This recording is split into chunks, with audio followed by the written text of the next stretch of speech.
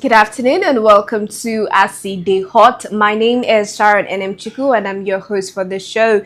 Joining me live in the studio, I have with me Ms. Genevieve Okeke. Good afternoon. How are you doing? Good afternoon, Sharon. How are you? I'm very well, thank you. We're going straight to the three stories we have for today. A woman collapses and dies suddenly while addressing her boss and colleagues at a workplace in Nigeria. The incident has reopened concerns about workplace safety, emergency response, and employer responsibility in the country. In another development, reports confirmed that Regina Daniels' drug test conducted in the UK returned negative. With facts now clearer, attention turns to how allegations spread, the role of media, and the cost of misinformation. Also in the spotlight, Senator Ned Woko responds to public commentary, prompting actress Georgina Noah to fire back. The exchange right now has full debate about power, accountability, free speech, and how public disagreements are handled. And in the political space, Labour Party vice presidential candidate Datti Baba Ahmed says Atiku Abubakar started contesting for president while he was serving his NYSC. The comment has sparked fresh debate about leadership, age, political recycling, experience, and generational change. Now, these are the stories we're treating. We're starting first with the unfortunate incident that happened where a woman addressing her boss and colleagues at her workplace died on the spot. Let's have a look and then we'll return to the studio. And others who have important services. I want to sincerely appreciate you, sir, for your exemplary leadership and for your commitment towards the progress of social services. And I personally want to thank you for, believing in me and dragging me out of my comfort zone. I am appreciating you, sir, because I have learned a lot of things. I believe things that I didn't believe I would be able to do. I want to sincerely appreciate you, sir. Those boy was shy. You wouldn't want to support us. I found that out from but you also benefited from it because once you have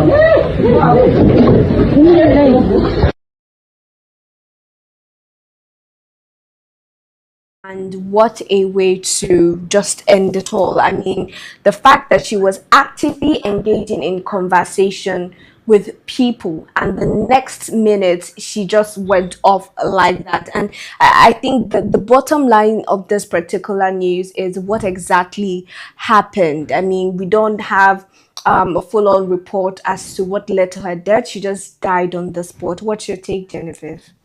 First of all, I would like to reach out my condolences to the family.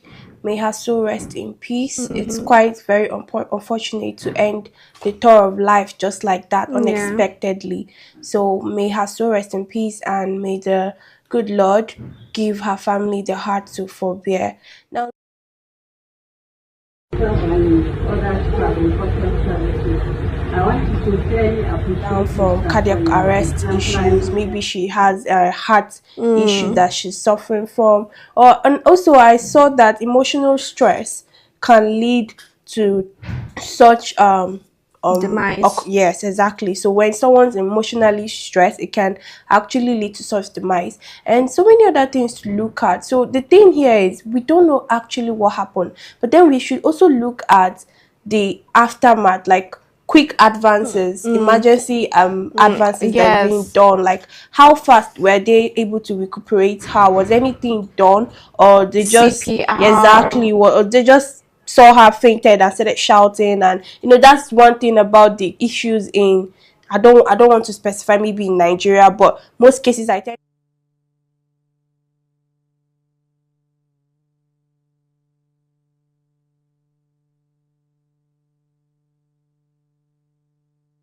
we don't really know how to administer first aid treatment or what to do. We don't even have the knowledge of what to do in scenarios like that.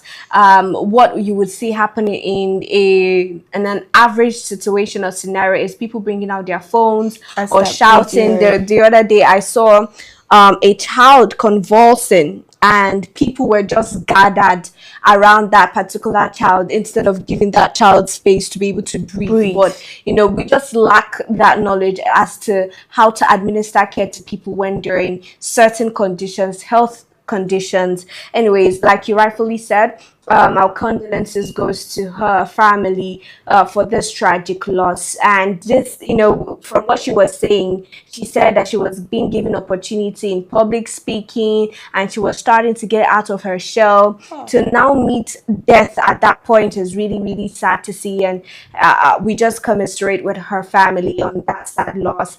Now, in another development, reports confirm Regina Daniels did her drug test in the United Kingdom, and the drug test came out negative.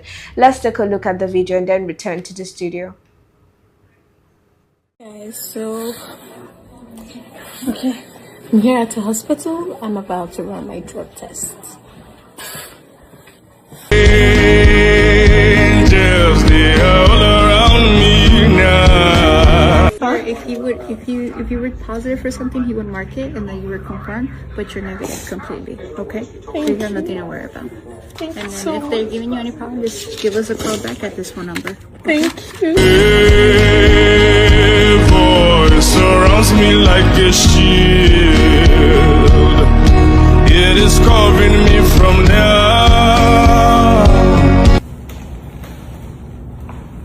Hi everyone, it's Regina Daniels. I don't believe that I would sit in front of this camera again trying to clear up an accusation that was sent to destroy me. You know why? I don't fight my battles. I leave them to God. Because I believe so deeply that any mouth raised to speak evil against me will in time use the same mouth to speak good. Well, it's a new year, and with it came a moment of clarity. I realized that there are certain narratives I can no longer allow linger over my name as a public figure. I also realized how many people love me, look up to me, support me, and believe in me. And I would never want that love or loyalty to be met with shame or doubt. One thing I underestimated is the strong personality God blessed me with, and the overwhelming love I receive from my family, my fans, friends, and those who just generally believe in me. They stood firmly by me when everything felt heavy. And some people walked away, which is totally fine, because I understand that people rarely want to be associated with what looks like failure. And not everyone can stand when storms arise. I mean, tell me, what better way to tear down a brand than drugs? Still, I am endlessly grateful for the opportunity to speak my truth and to reclaim my story. Believe me when I say, taking this test, it's not just about clearing my name. It's about giving a strong and confident voice to those who believe in me. And above all, to give my children something priceless. Pride. That when they grow up to the proper age of understanding, they would know that their mother was never a drug addict. Regina Daniels is not a drug addict. I'm aware that many will make reference to the past posts I made about drugs. But that belongs to the old version of me. That shouldn't or will never define who I am today. And please note, I was never on any hard drugs or any nonsense fabricated online. I will sue. I will definitely sue at the appropriate time. And honestly speaking, the only drugs I was associated with was ecstasy, popularly known as money. Believe it or not, there was a reason. We just saw that video from Regina Daniels herself, now testifying to the fact that she indeed went for a drug test and it came out negative in the United Kingdom. Before we have a full-on conversation, I would like to lay the foundation for this. Now, Ned Nwoko, in response to that video we all just saw, also released a statement, and he says, "Don't be..." Not everyone can stand when storms arise.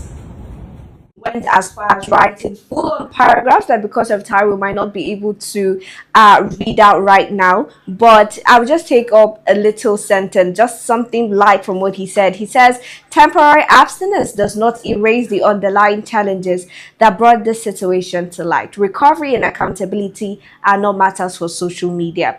He also went on to say that substance abuse is substance abuse, that we should come out from the attempt of trying to dilute the seriousness of the substance referred to as MDMA, aka Molly, regardless of how cruelly it is or how casually it is referenced or repackaged in language. So what he's trying to say here is substance abuse is substance abuse, even if it's Molly or it's coke or whatever, it is still substance abuse. Now, in response to that as well, we're also seeing something that Georgina Onoha wrote in response to what Ned Nwoko came out to say. According to her, she said, "As predicted, you took the bait. You simply cannot stand seeing this young woman move on with her life." It's very long, right? So you do well to just go to your personal page on Instagram to have a look at that.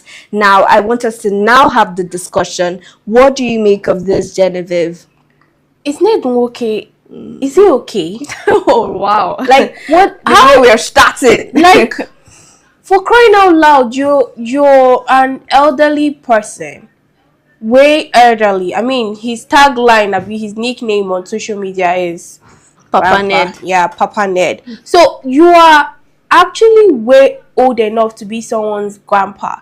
So what is it with you in the back and front of a young girl that says she does not want to be in the marriage anymore? I feel like, not even feel like, I know that is one of the rights that we have. You can decide to come out from something. Yes, she made mistakes, her family made mistakes. That's in the past.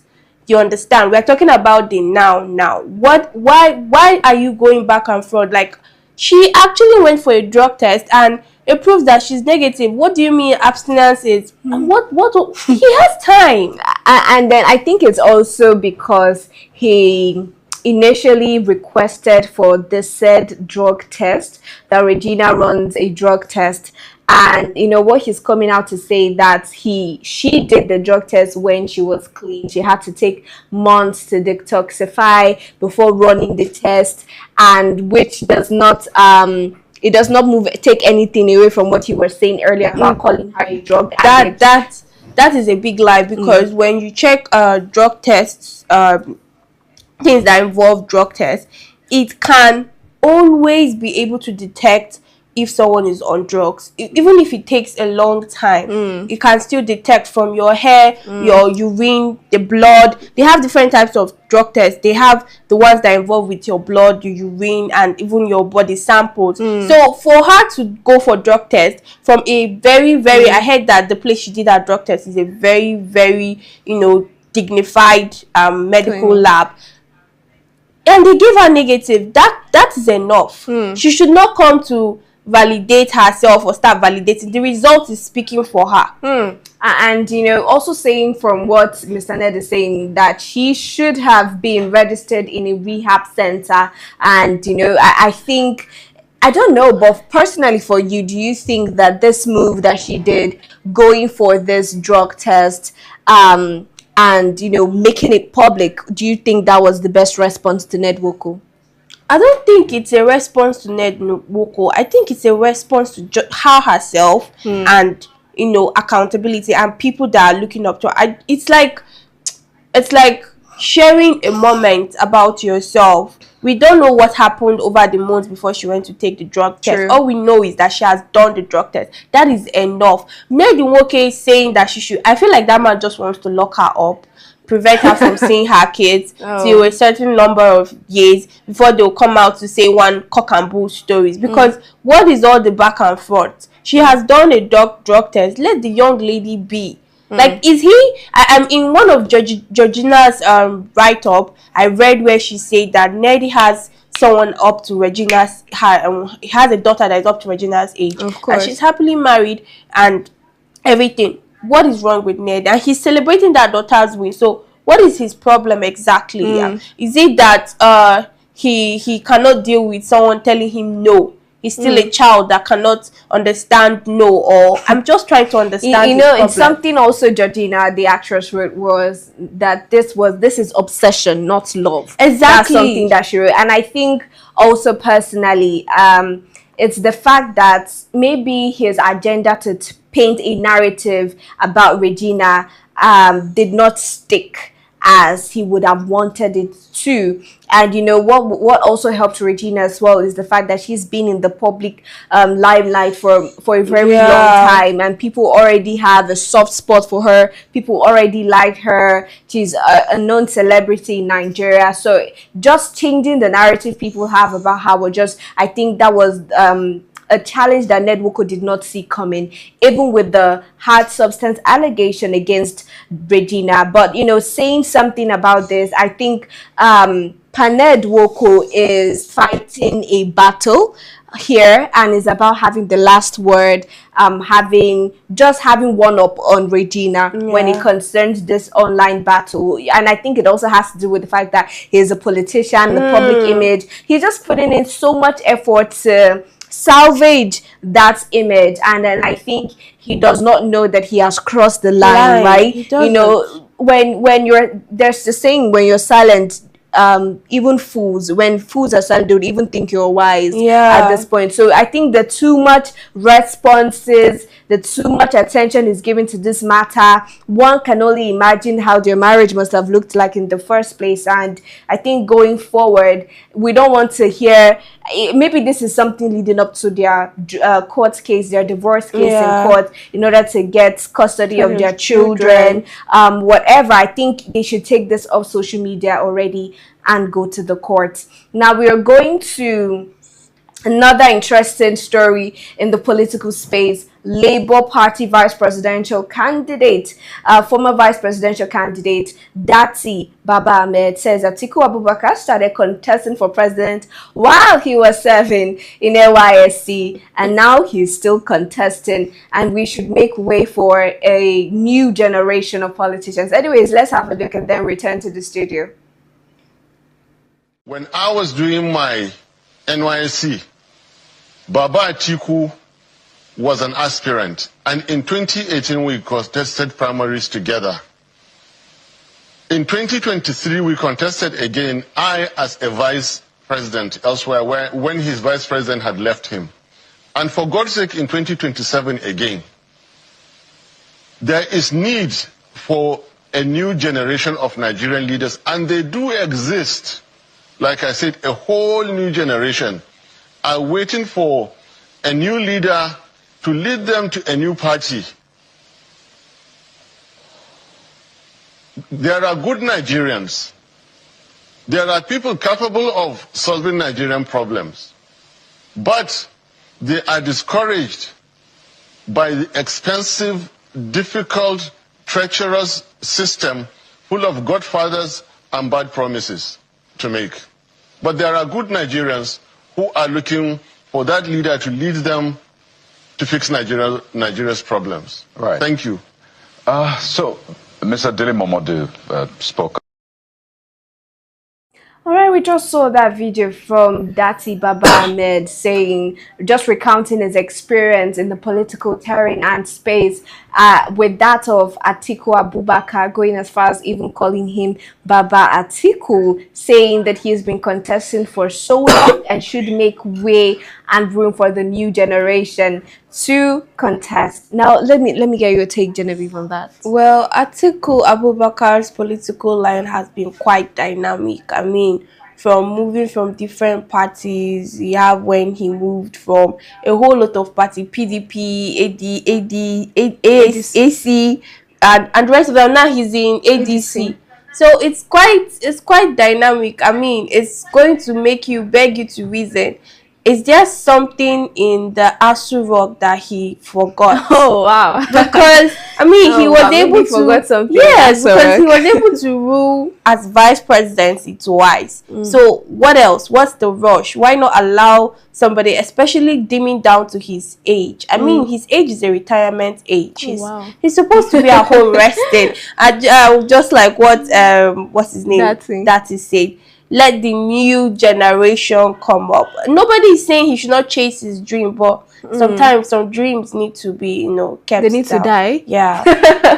Now it's funny because I also read a comment like that saying, oh, what exactly did Baba Atiku forget in Aso Rock that he must return to get? Anyways, for Atiku as well, previously he's come out to also say that nobody is stepping down for anybody in ADC. When it comes 2027, they are going to fight fair, right? When it comes to the presidential seat in Nigeria, everybody is going to fight. Whoever now wins, may the best man wins. But I think we need to learn something from Atiku here. We do, right? Because he has been running for all these presidential elections and he has failed, but he's still running. So like, I think he has.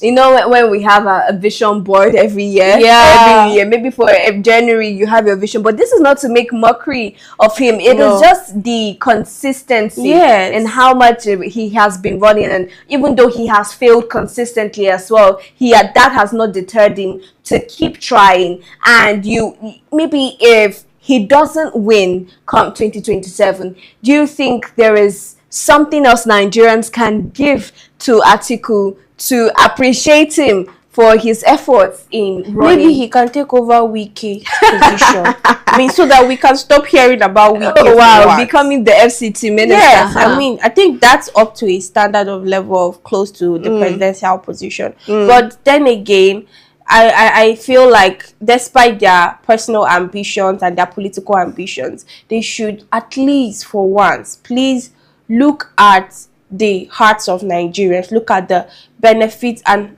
how will 2027 election. Do you think that Atiku is fit to rule Nigeria? I don't know if he is fit, but if I'm to answer that question, I would say no, because starting from his age, someone of his age is not fit to be running for presidency, to be honest. So apart from age, what about his capabilities, his pedigree in the political space? Do you think that there is anything that he has done to point to maybe his competence when it concerns ruling a nation? I haven't seen his ideology and his vision about how he wants to run Nigeria, so I can't really tell. But if it is something that aligns with a vision that the likes of Obi has, then sure, he's fit to run for presidency. But Genevieve, right? Comparing Atiku now to Tinubu, Tinubu also has this desire of being president of Nigeria, and he was bold and open about it, saying that he would win at all costs. Emilokon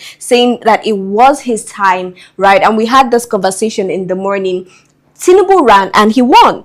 So comparing the two, and let's take a look at what Tinubu is doing now as president, even with that hunger to become president of Nigeria. And we're also seeing even maybe that level of hunger or even more reflected in Atiku. So based off of what Tinubu is doing currently as president, do you think that, that strong desire is measure enough or something to hold on to, that this person, when he becomes president, would do well? It's going to be two ways, because starting from the background of Tinubu, we already know that the background of Tinubu was quite messy. So there was no any expectant of him running the country in a good way. At all. Not even once, please. Not even once. Then coming to Atiku, it's the same thing might happen if he does not let the power trail to consume him. Because one thing about this thing is, once the person is really so like this, he has failed consistently and he's still standing in, he might still have this power hunger that I must win no matter what way. And then if he has a good ideology for Nigeria, what happens is, if he comes into the system, the two things that might happen is, either he forgets the real reason why he wants to be president and decides to become the second Tinubu or worse than Tinubu. And, you know, talking about gaining public love or trust, right? Comparing him as well to Mr. Peter Obi, who came out in 2023 and everybody loves Mr. Peter Obi. He was able to convince an entire nation that he was capable, that he is competent, and that he had the capacity to rule based off of what he did in Anambra State, right? And, you know, it just became a movement. It became the obedient movement, which is something that is still lasting up until now, even after he lost the seat to Tinubu. Now, how close, or do you see that sort of bond with Atiku and the Nigerian people? I don't think so. I don't think that sort of bond is there, because the real reason why Peter Obi was able to gather immense power and immense followers is because of his vision, and also because of how he led as a governor in Anambra State. Sure. And also how he leads, not just because he's a representative, whether he is not let's say his name is not stated as an ambassador for Nigeria, he always, what is it called, he always stands up for us wherever he is worldwide, and we see how he does that. He does that in an amazing way. So and he relates with the younger generation. He relates with the future of tomorrow. There's a reason why they say future of tomorrow. He relates with them so well. That is why he was able to draw a lot of attention. So I have not seen that with Atiku. But if Atiku is able to do that, I think he will be able to get followers, but not much as Obi, because people believe that Obi's words are true. They believe, and they were verifiable. Exactly. So it's going to be hard if there is no any verification on Atiku's side. So you're not seeing Atiku clinching that ticket in 2027. All right, but if he's, I feel like he should just collaborate and just, you know. But you see, that's the problem, right? That collaboration, that it seems everybody else can see it except the politicians themselves, because they are greedy. They have different opinions. I said it one time when the news about Peter Obi defecting to ADC came out. I said, whether the fact they are Muslim, Christian in the political house, that if they can just drop all those things, the tribalism, all those things, drop it down and come together, collaborate for a better Nigeria. I'm telling you, the immense power, it is possible for the opposition party ADC to be able to tackle the present power right now. But that opposition seems far-fetched. That collaboration seems far-fetched at this point. There's a lot of competition inside ADC alone. So it is very, very far-fetched. But you know that, sorry to cut you short, even with the formation of ADC, that was even the intention in the first place, which is to a coalition of you know, politicians and different political parties to come together and ensure that they build a strong front to just, you know, stand against the ruling party come 2027. But with what we're seeing now, they've not been able to achieve that. And you mentioned something about that being as a result of greed, just them being very greedy and not seeing the bigger picture. Yes, they are very greedy. They don't want to drop their personal, because ambitions. Because at the end of the day, they say it's politics. There is a personal drive. You don't do something if it doesn't come from the within. You have to have have a reason for, oh, I want to join APC, or I want to join ADC, or I want to become a chairman of state. You have to have a reason. So most of the times, their personal reasons, it doesn't align with what they are supposed to do when it comes in governance and political way, which makes it so hard. And that is why we are in the situation we are in Nigeria when it comes to our democratic system and the way Nigerian everything is done. So you were saying that lack of combined ideology, values as to wanting Nigeria to be better is what is hindering us from having that strong coalition. But also the fact that we have different tribes, different ethnicity, different religion. So you think that has played a key role? It has played a key role. I think I saw something where they said that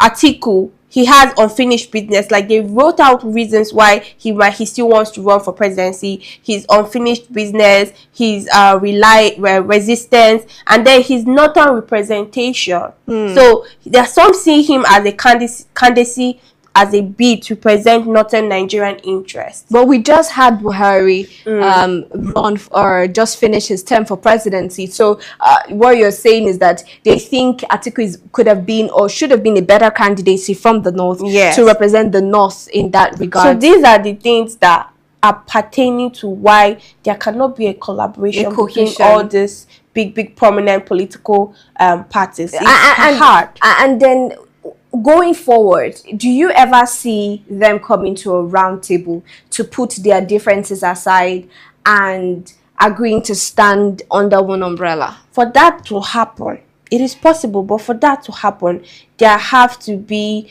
what is it called? There have to be conditions. Exactly, that's the word.